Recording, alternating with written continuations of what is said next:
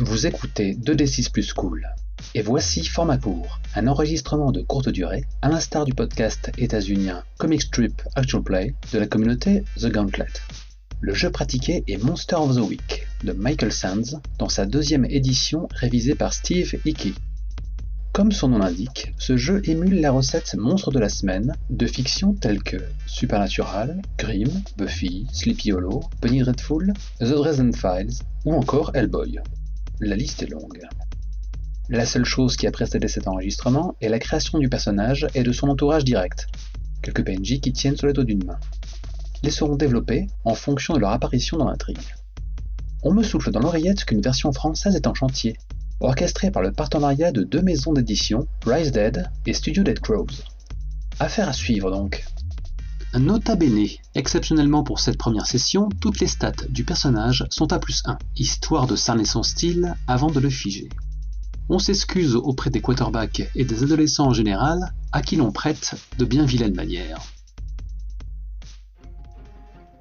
Bonjour, je suis Volsung et je serai le gardien. Je suis Cassandre et j'interpréterai Sarah Morningstar, l'élu. Dis-moi Sarah, quelle créature traques-tu ? En ce moment, je suis sur la piste d'un vampire. Tu connais son nom, tu sais à quoi il ressemble, cette saleté ? Et oui, je sais exactement à quoi il ressemble parce que ce petit salopard s'appelle Tony. Et oui, on est dans la même université. C'est un quarterback. D'accord. Ça pourrait être juste un mec avec qui il n'y a pas forcément de problème. Sauf que c'est un connard, premier point, comme à peu près toute l'équipe de quarterback. Et deuxième point, qu'il a eu la mauvaise idée, visiblement, de croiser un vampire il n'y a pas très longtemps, qu'il en est lui-même devenu un, et qu'il a jeté son dévolu sur Becca Sanders, ma meilleure amie. D'accord. Est-ce que tu es en train de me dire que Becca est otage, victime, là, tout de suite ? En fait, ce type a un espèce de magnétisme depuis qu'il est devenu vampire.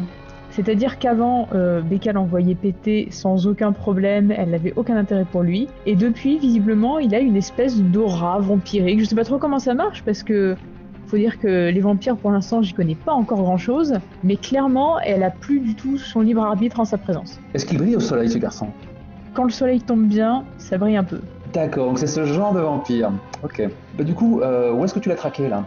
Parce qu'il a dû se faire discret, non, au campus, depuis qu'il est devenu un belâtre de Litlit.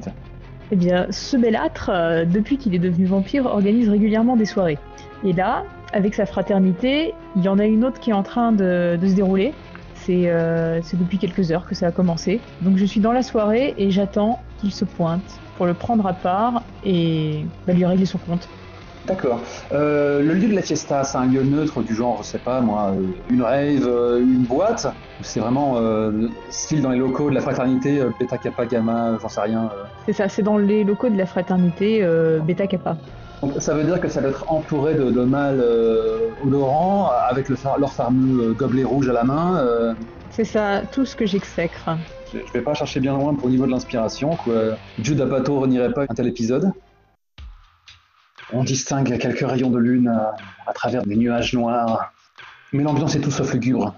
Des sons tribaux se font entendre à des lieux à la ronde. La fête bat son plein.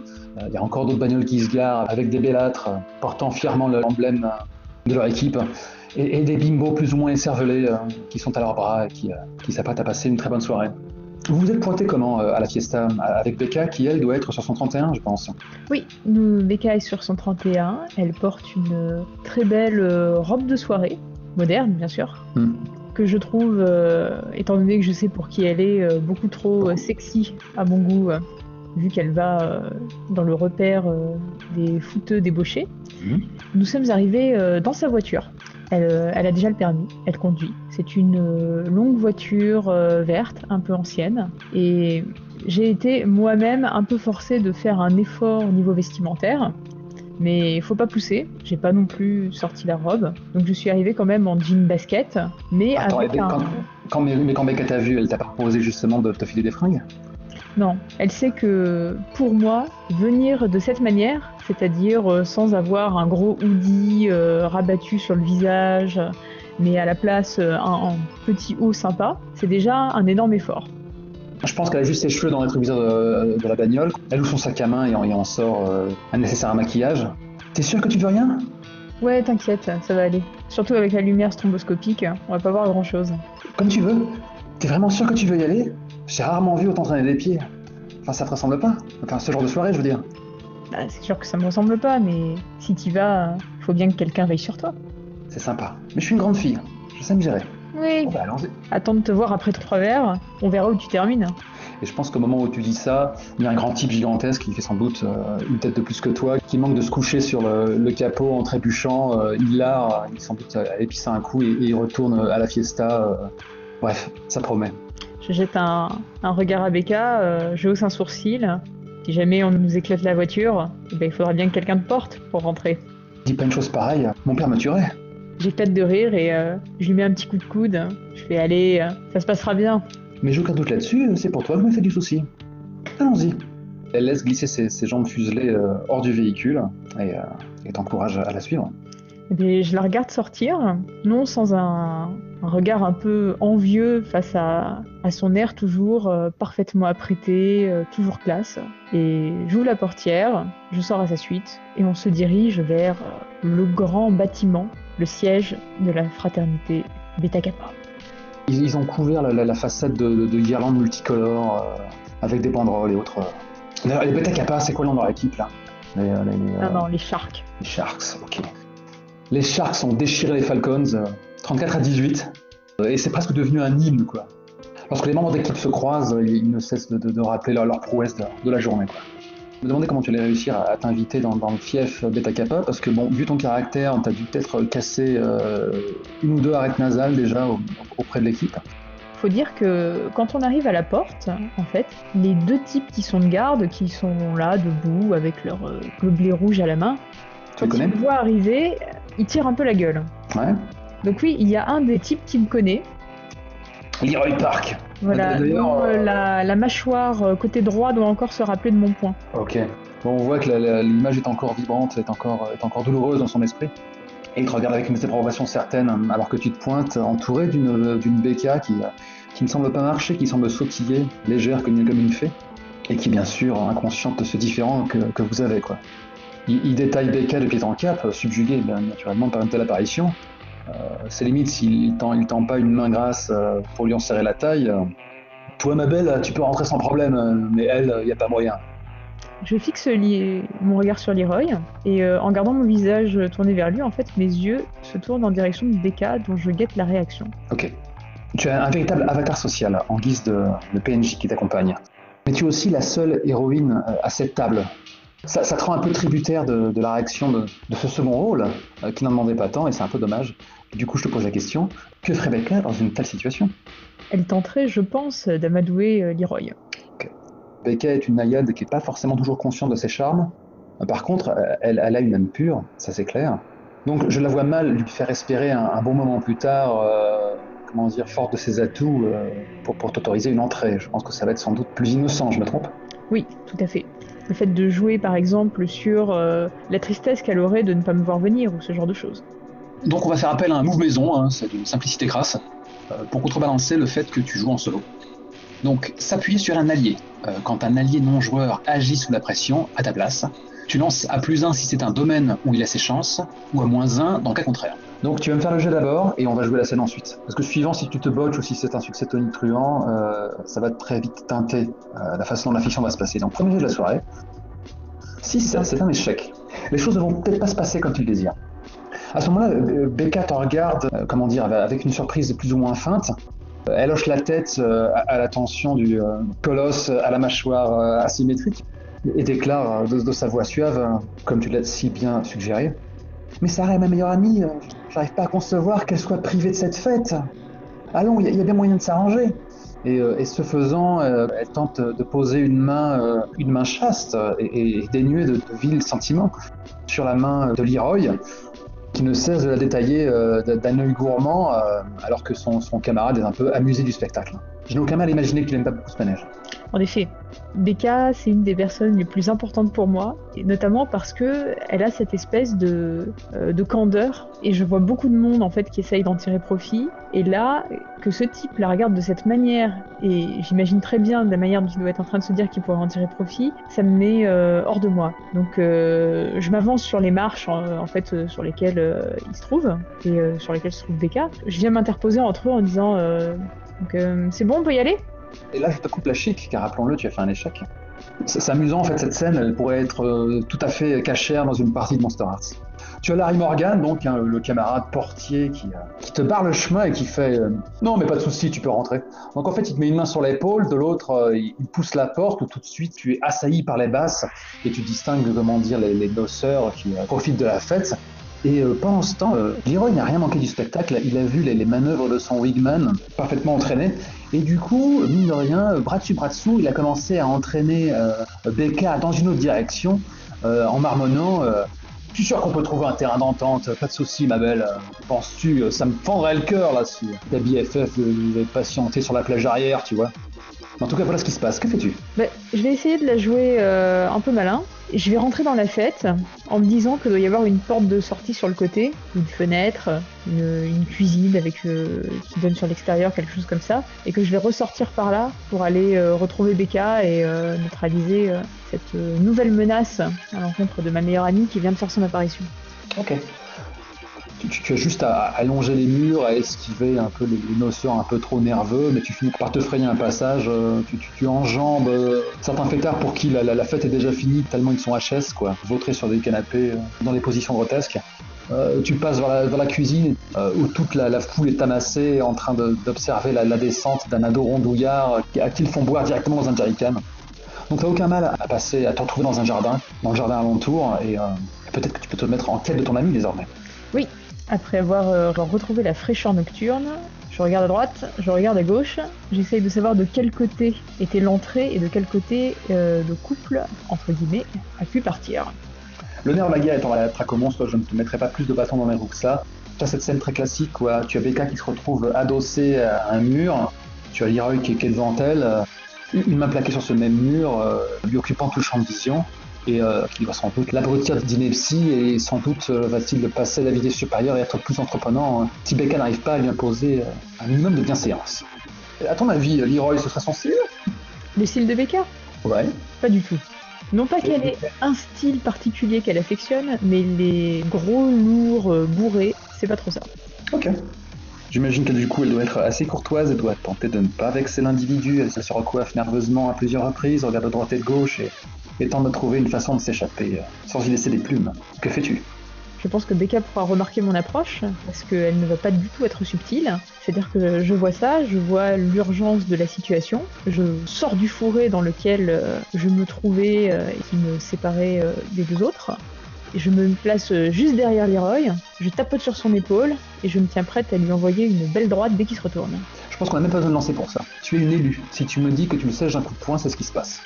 Je pense qu'il y a un léger sourire qui s'esquisse sur le visage de Becca, et soudain elle fronce le sourcil en réalisant que tu veux à nouveau tabasser quelqu'un. Peut-être qu'elle fait un geste pour signifier peut-être une approche plus pacifique. Mais à ce moment-là, donc, Leroy fait une grimace, alors que tu veux taper sur l'épaule. Attends, je suis occupé là, qu'est-ce que tu veux ? Il se retourne et je le sèche d'un coup de poing à la mâchoire qui vient se mettre sur son bleu qu'il avait déjà. D'accord.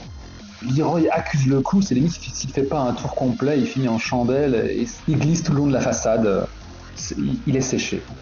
Alors je pense que on peut voir un plan du coup où Leroy est affalé par terre en train de gémir et ensuite un plan sur ma main qui attrape celle de Becca et j'attire et du regard je lui fais signe on y va. Elle s'empresse de saisir ta main, la main de ce chevalier blanc que tu incarnes, avec un soupir de soulagement. Elle fait quand même mine de s'agenouiller pour voir si Leroy est en bonne santé, mais bon, je pense que tu l'entraînes ailleurs. Oui, je l'entraîne pour pas que son bon cœur nous cause plus de problèmes avec lui. Et vous croisez un autre type qui marmonne bah alors Leroy, tu sais peut-être ton alcool ? Et vous disparaissez à nouveau dans la foule. Et je pense que c'est à ce moment-là où tu réalises que le roi de Losaré a fait son entrée. Si tu n'avais pas été peut-être occupé à sauver Becca, tu aurais pu entendre les vivas, alors que ce prince au charisme nouveau a débarqué au milieu de sa clique. Il a droit peut-être à une haie d'honneur, et c'est à croire que la lumière dévie pour épouser ses formes, quoi. C'est vaguement ce que tu distingues au loin, malgré les stroboscopes et la foule assez dense autour de lui, quoi. Il fait son show, il fait son numéro, quoi. Effectivement, le charme que tu décrivais opère, les danseurs ont arrêté leur gesticulation plus ou moins harmonieuse, Et en fait, il s'amuse à déposer des baisers furtifs, à caresser des joues et comme hypnotisé, voilà qu'il a un cortège d'adolescentes qui le suivent alors qu'il monte les escaliers. Bref, ton vampire, tout droit sorti de Twilight, passe à l'étage. Tu sais ce qui pourrait se passer. Je suis bien embêtée de voir qu'il est déjà en train de s'éclipser avec potentiellement une bonne demi-douzaine de victimes. Exactement. La bonne nouvelle, c'est que Becca est encore à tes côtés, et pas entre ses griffes. En tout cas, quand elle le voit, elle hoche la tête, c'est un peu rêveuse. Ah, Tony est là? Oui, et la fête est ici. C'est la fête que tu voulais voir, n'est-ce pas? Oui. Te réponse sans vraiment triculer. Je vais nous chercher des verres, ne bouge pas. Ok. Et je vais me diriger, dès qu'elle va avoir un peu tourné la tête de l'escalier qui mène à l'étage, vers l'étage. Je vais aller suivre tout de suite ma proie et m'assurer de régler ça rapidement. Ok, je pense qu'il y a aussi des gardes-chiourmes dans les escaliers parce que, l'étage est réservé à des activités bien précises.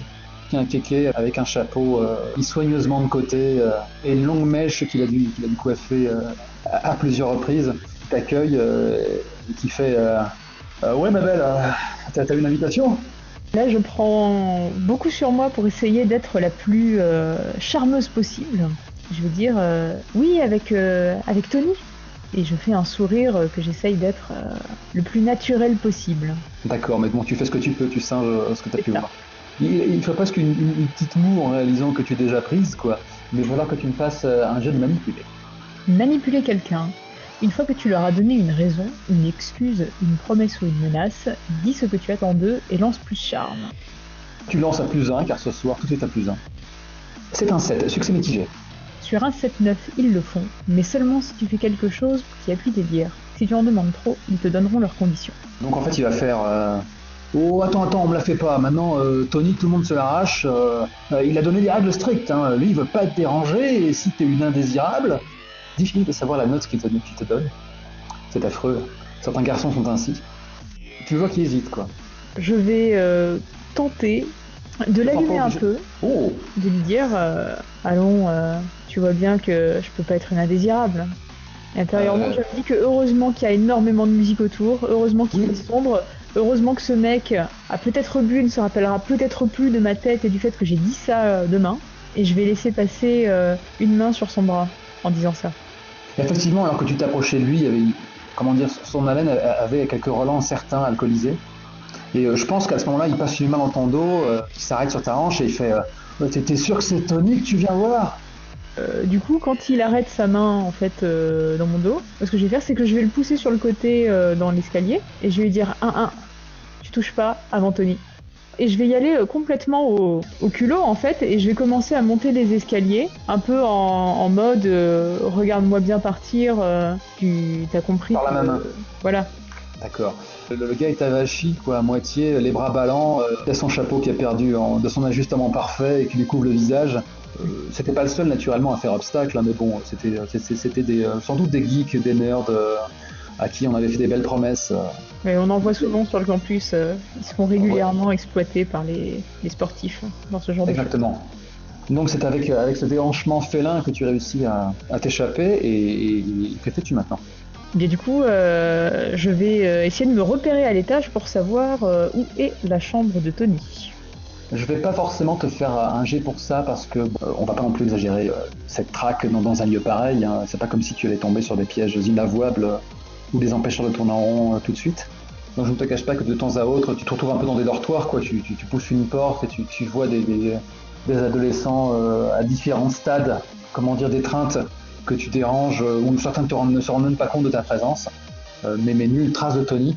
Jusqu'à ce que enfin tu finis par trouver la bonne pièce. Et quand tu l'entrebâilles, Tony le vampire, il est sur un fauteuil quelconque, un fauteuil à roulettes, comme on en voit tant, sauf que quand il est perché dessus, on croirait être sur un trône.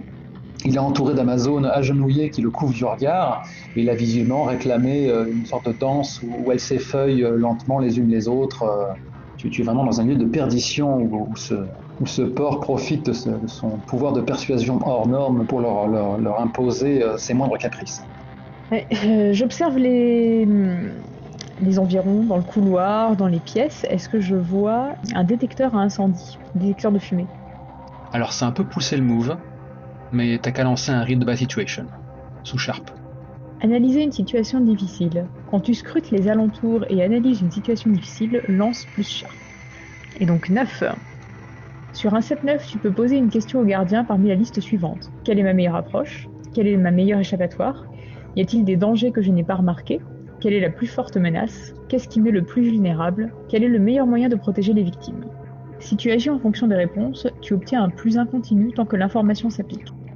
En fait, si tu me posais la question quel est le meilleur moyen de protéger les victimes, car c'est ce qu'elles sont, ça permet de rendre vrai dans la fiction ce que tu m'as réclamé. Il y a effectivement une alarme incendie à porter. Eh bien, je vais récupérer le petit zippo que j'ai dans ma poche, qui sert pour simplement parce que c'est un objet pratique, dont on peut régulièrement avoir besoin, même si je ne fume pas.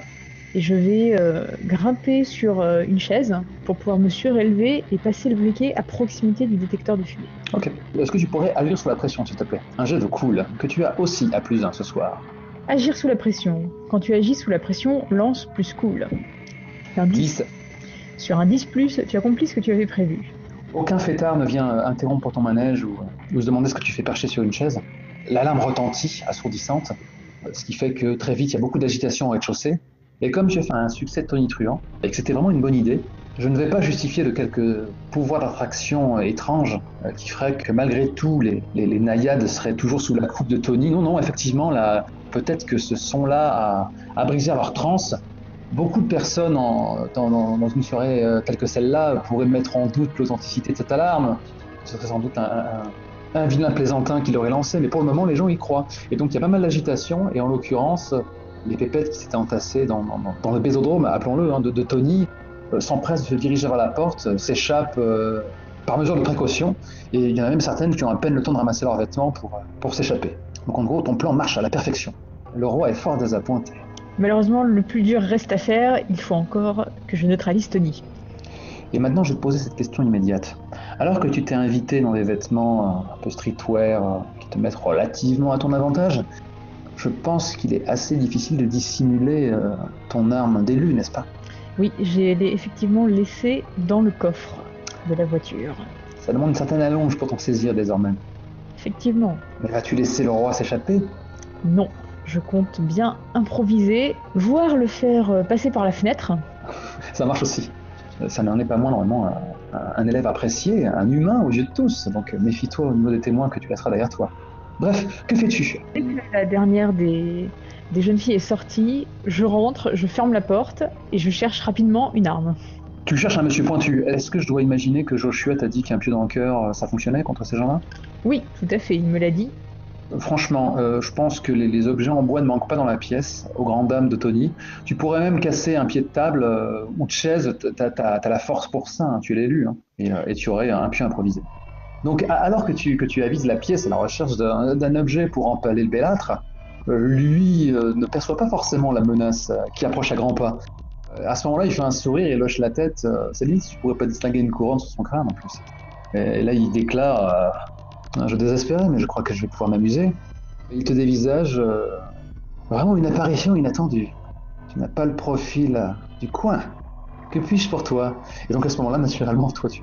Oui, mes yeux scannent rapidement les alentours pour repérer le premier objet en bois que je pourrais casser à proximité. Il s'agit d'une chaise que j'attrape donc. Voilà, je casse un des pieds à l'aide de mon genou. Je me retrouve avec le pieu en main et je lui jette un regard qui laisse bien comprendre que c'est pas la même notion du fun qu'on a, lui et moi. À ce moment-là, il te regarde par en dessous et il fait que voilà de mauvaises manières. Allons, pouvons nous amuser autrement. Et à ce moment-là, tu sens, tu entends une sorte de bourdonnement et tu sens ton sang qui s'échauffe, qui bat à tes tempes. Alors que, oh là là, quel jeune homme désirable, que tu as envie d'embrasser ses lèvres. Là, tu es en train de subir un move propre à ce monstre. Et même si tu l'as défini à la volée, les vampires sont couverts dans le bouquin. Du coup, j'ai pas cherché bien loin. Domination. Quand un vampire te réclame quelque chose, lance plus cool. Essayons d'être cool. Donc c'est un 10. Waouh. Sur un 10+, tu peux choisir de céder ou pas, mais si tu le fais, tu gagnes un point d'XP et un +1 sur ton prochain jet. Oui mais non, je vais résister. Mais donc, c'est en confiance qu'il se lève, les bras largement écartés, comme pour t'accueillir ne réalisant pas dans quelle merde il se trouve. Mais viens, et défais-toi de ces vêtements, ils ne font que t'encombrer. Eh bien, je vais jouer sur le fait qu'il ne s'est pas rendu compte qu'il n'a pas réussi à me charmer. Donc je prends un air un peu béat, qui est sans doute d'ailleurs un peu exagéré parce que j'imite en fait les filles que j'avais déjà vues le regarder avec un air un peu perdu avant. Donc je m'avance vers lui en gardant toujours mon pied en main mais les bras un peu ballants. Et je fais mine en fait avec ma main qui tient le pieu de commencer à relever mon t-shirt pour qu'il pense que tu es cuite. Et quand je suis assez proche, en fait, eh bien, je vais directement essayer d'avoir son cœur comme ça, du premier coup. Écoute, j'ai une question, parce que ces sangsues s'apprêtent à boire leur rasade, à tes dépens. Est-ce qu'ils ont des canines à la True Blood qui semblent sortir avec un snict, ou est-ce que ça prend une autre forme? Est-ce qu'ils ont la mâchoire qui se disloque et des crocs vraiment épouvantables? Joshua m'avait prévenu, en fait, qu'il y a plusieurs stades. Et là, on est face au premier, c'est-à-dire qu'effectivement, je vois les dents qui commencent à pousser et à s'allonger. Au moment où il compte effectivement mordre, où là, on se dit que du coup, c'est l'alerte, ça risque d'être un peu trop tard, les yeux deviennent rouges et la mâchoire, effectivement, s'agrandit de manière démesurée. Mais là, pour l'instant, on est encore au stade canine qui s'allonge. Ok, tu vas me faire un agir sous la pression, et pas un kick some ass, qui est un peu le move de bottage de cul par défaut, car c'est vraiment un cas très particulier. Là, tu tentes vraiment de le bluffer et de le one-shotter, et tu pourrais y parvenir. Donc fais-moi ton jet de cool, et c'est un jet 1+1 ce soir, lui aussi. C'est un 7. Ok, ton pieu se plante, mais peut-être que tu laissais trop prendre au jeu en espérant le câliner, ou qu'il a eu un mouvement trop brusque, mais tu as raté le cœur d'un pouce, et ça peut suffire. Ton pieu lui transperce le torse de part en part, comme si tu traversais du papier. Il pousse un hurlement rauque, il y a même un jet de sang qui t'éclabousse. Et effectivement, c'est à ce moment-là où il prend vraiment son visage où il se met à table, quoi. Il y a vraiment sa mâchoire qui se disloque, ses yeux qui deviennent écarlates, et il pousse un... Mais rassure-toi, comme toute personne dans une telle situation, un pieu, quand ça traverse la poitrine, ça fait rarement du bien. Donc, que fais-tu alors qu'il te regarde avec une haine non dissimulée, et avec l'intention manifeste de te faire du mal? Eh bien, je lutte contre le flot de panique en fait qui commence à monter en voyant que je suis juste à côté et que je l'ai loupé. Donc là, je vais lui dire désolé, problème d'haleine. Je vais me dégager et essayer de le repousser. On va faire ton jet de Kick Some Ass, parce que si tu me fais un 10+, tu vas lui faire une planchette japonaise parfaite, il va valdinguer à travers la fenêtre, sans problème. Botter des culs. Lorsque le combat commence et que tu bottes des culs, lance plus stuff. C'est un 8. C'est un 8, succès mitigé, alors dans ce cas de figure. Sur un 7-9, vous vous infligez mutuellement des dégâts en fonction des armes employées et des circonstances. Sinon, petite suggestion, je pourrais tomber avec lui par la fenêtre. Est-ce que ce serait pas carrément plus graphique? Je suis assez fan, donc ses bras puissants se referment autour de toi comme un véritable étau qui pourrait te briser comme on craque une allumette, mais c'est sans compter sur ton intention première et ta badassitude. Mais rappelons-le, un de tes moves fait que même à poil, tu te fais comme armuré, tu résistes comme personne, tu ne prends qu'un dégât qu'il faut que tu notes sur ta fiche. Ça va laisser un bleu, ça c'est sûr. Du coup, vous virevoltez et tu te projettes à travers la fenêtre qui brise comme toute fenêtre de série télé. Vous avez à peine le temps de tournoyer en plein vol. Sur quoi est-ce que vous vous êtes croisé, dis-moi? Une cabane à outils, une bagnole, un arbre? En fait, il y a la cour du jardin derrière, et il y a une petite partie piscine. Donc on tombe dans la piscine. Oh, carrément. On est en droit d'admettre que tu lui as même décoché un coup de tête, quoi. Et donc vous terminez votre chute dans la piscine de Beta Kappa, projetant tout plein de flotte aux alentours.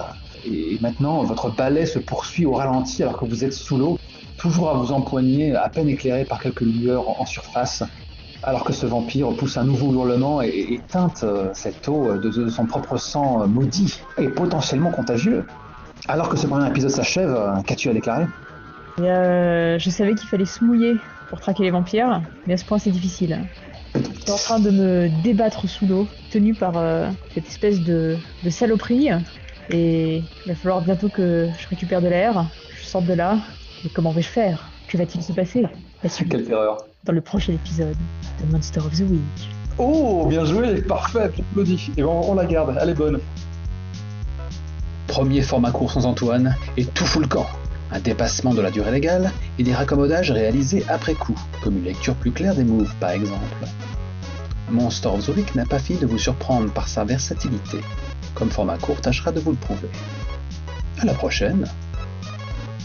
Est-ce que tu pourrais agir sous la pression, s'il te plaît? Un jet de cool, que tu as aussi à +1 ce soir. Et je fais donc 2d6 plus cool. Ouais, bien joué.